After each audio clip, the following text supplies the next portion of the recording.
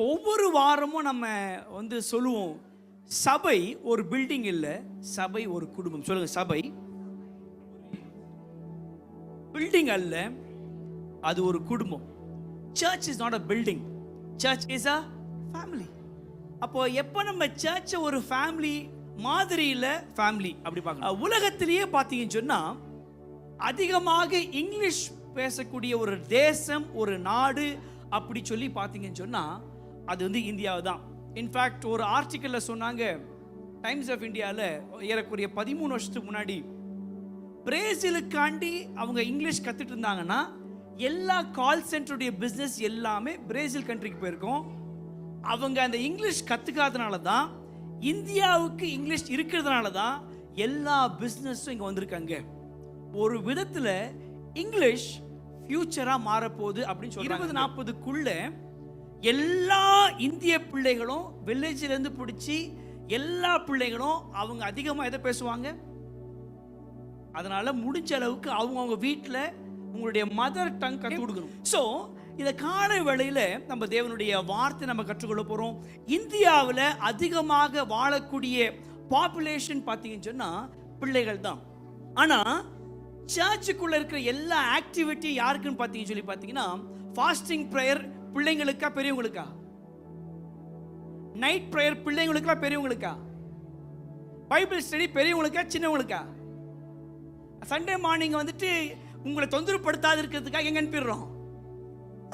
சிறு பிள்ளையுடைய ஊழியங்கள் ஒரு சும்மா டைம் பாஸ் இல்லை. இன்ஃபேக்ட் நான் சொல்லுவேன், சண்டே ஸ்கூல் டீச்சருக்கு நான் சொல்லுவேன், எப்பவுமே நான் சொல்லுவேன், எனக்கு சண்டே ஸ்கூல் டீச்சருங்க தேவையில்லை, எனக்கு மேனேஜர் தேவையில்லை, எனக்கு சண்டே ஸ்கூல்ல ஒரு பாஸ்டர் தேவை. காஸ் அந்த பிள்ளைங்க பார்க்கக்கூடிய பாஸ்டர் நான் இல்லை, அந்த பிள்ளைங்களுக்கு பாஸ்டர் நீ தான்.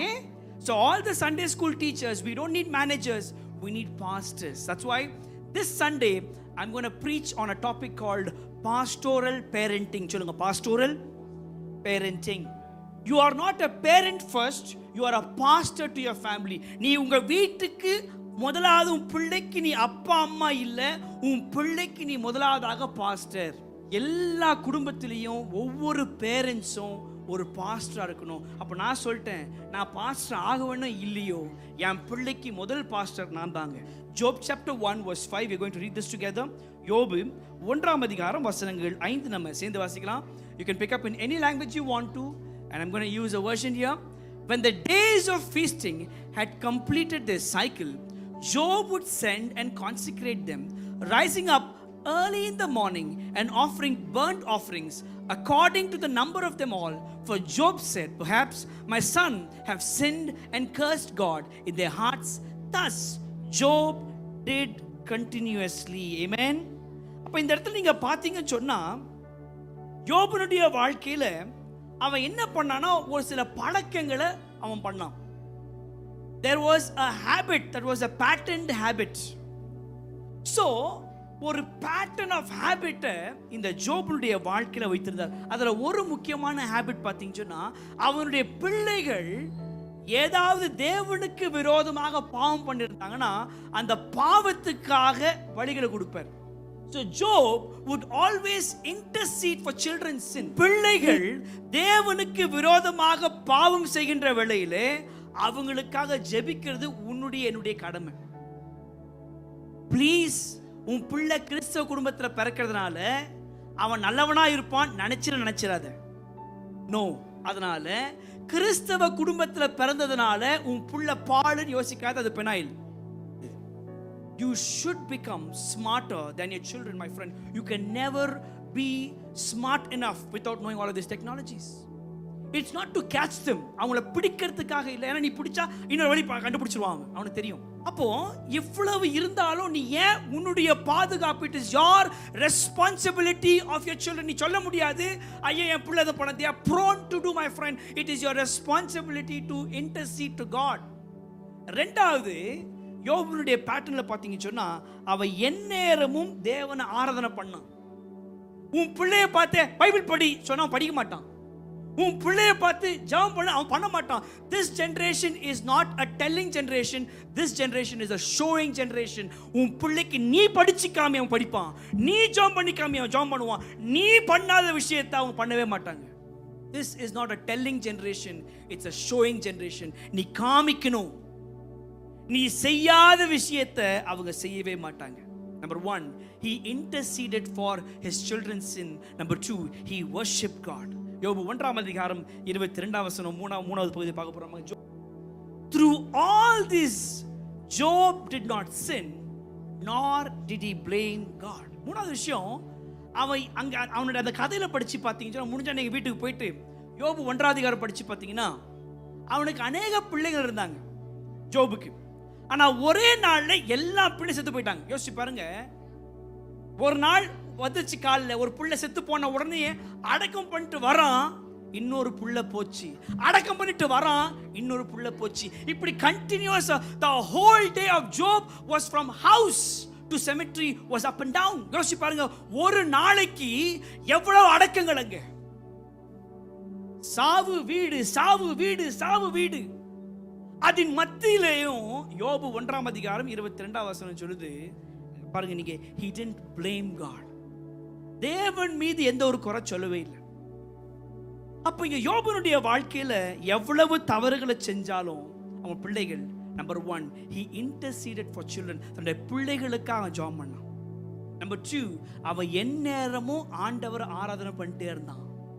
3வது, அவன் தேவனை குறை சொல்லவே இல்லை. உன் பிள்ளைகள் தவறா போறாங்கன்னா தயவு செய்து சொல்றேன், அது காரணம் தேவன் அல்ல, சர்ச்சும் அல்ல, நீதான். Don't you dare to give your children as a loan to the church. உன் பிள்ளைகள் சபைக்குள்ள வளர்க்கப்படக்கூடாது. உன் பிள்ளைகள் உன் வீட்டுக்குள்ள வளரணும். ஃபர்ஸ்ட் வீட்டுக்குள்ள நீ ஒழுங்கா வளர்த்தா தான் எதிர்காலத்தினுடைய ஊழியக்காரங்க மூப்பர்கள் உன் வீட்டில் தான் இருக்கிறாங்க. The future pastors and elders of the church are in your homes. Don't you dare to loan them to the church. சர்ச்சுக்குள்ள தள்ளி விட்டு அவங்க பார்த்துக்குவாங்க. நோ, நீ பண்ண முடியாத பொறுப்பை ஏன் சர்ச் பண்ணுவாங்க? ஸோ முதலாவதாக உன் வீட்டுக்குள்ள ஜெபத்தை ஆரம்பி, உன் பிள்ளைகள் ஒழுங்கா வளர்க்கப்படுவார்கள். Amen. So pastoral parenting, to be a parent is a privilege. சொல்லமா, to be a parent is a privilege. அப்போ ப்ரிவிலேஜ்னு சொன்னா, இந்த சம்டைம் இந்த கிரெடிட் கார்டு டெபிட் கார்டில் வச்சிருப்பாங்க, அதில் ஒரு சிம்பிள் இருக்கும், மாஸ்டர் கார்டு, விசா கார்டு. இப்படி அதில் ஒரு டாப் கார்ட்ஸாக இருக்கும், சேஸ் பேங்க் கார்டு, இல்லை இந்த சிட்டி பேங்க் கார்டு, இல்லை அமெரிக்கன் எக்ஸ்பிரஸ் எல்லாம் போனால் ஒரு லெவலான ஒரு மரியாதை. அதை காமிச்ச உடனே, ஓ அமெரிக்கன் எக்ஸ்பிரஸ் கஸ்டமரா, ஒரு மரியாதை. அதே மாதிரி தான் நீ அப்பா ஒரு அம்மாவா இருக்கிறேன்னு சொன்னா, உனக்கு பிள்ளையை கொடுத்தது உனக்கு ஒரு privilege. Children are not your rights. உனக்கு பிள்ளை பிறந்தே ஆகும், உன்னுடைய உரிமை இல்லை. It was God given privilege. அப்ப பிள்ளை யாருன்னு சொல்லி பார்த்தீங்கன்னு சொன்னா, parenting is investment. Children are an 18-year project. இப்போ ஸ்கூல்ல வந்து பிள்ளைங்க ப்ராஜெக்ட் பண்ணுவாங்க, சயின்ஸ் ப்ராஜெக்ட், சோஷியல் ப்ராஜெக்ட். அந்த மாதிரி உனக்கு உன் பிள்ளைங்க ப்ராஜெக்ட் மாதிரி. அந்த ப்ராஜெக்டை நீ ஒழுங்கா வளர்க்கணும்.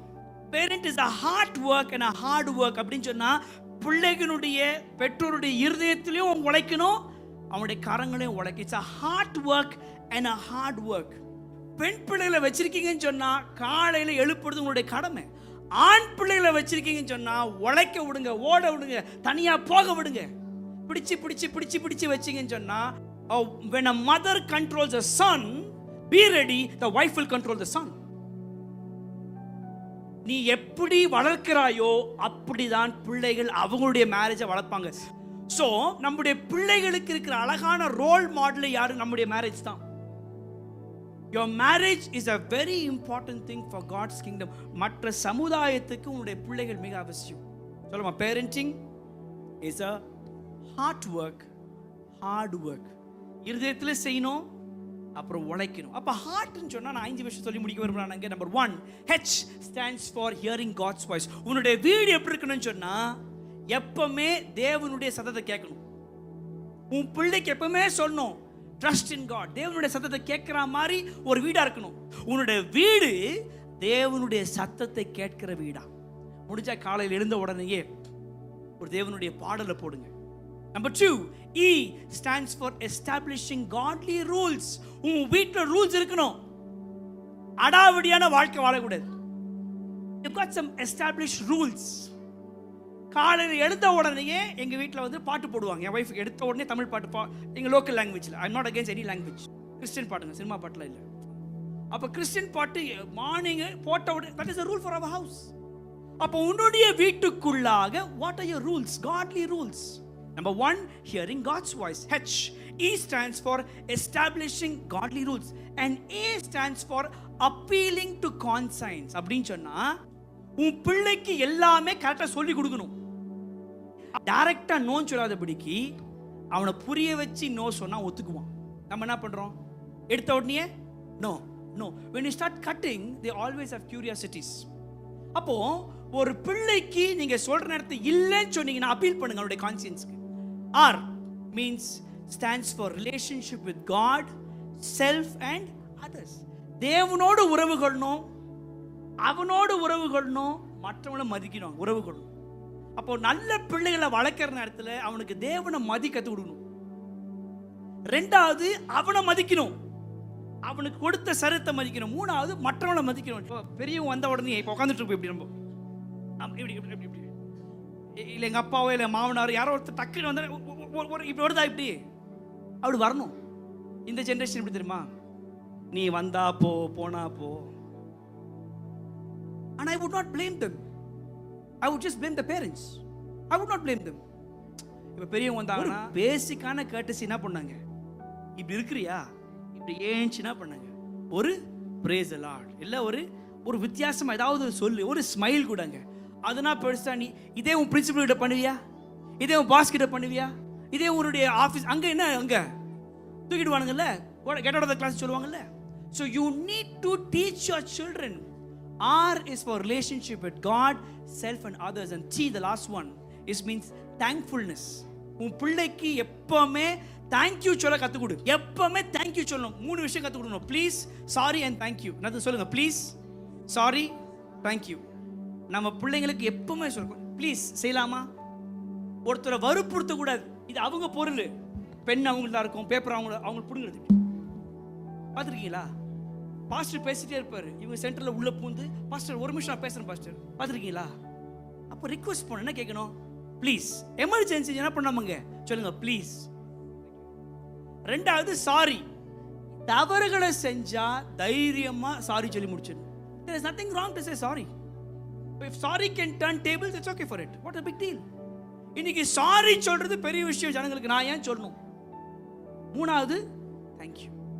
ஸோ இந்த 3 விஷயத்தை நீ கற்றுக் கொடுங்க. நம்பர் 1, ஹார்ட்ல வந்துட்டு hearing God's voice. Number 2, establish God's rule. Number A, appeal to the conscience. R, relationship with God, self and others. The T, thankfulness.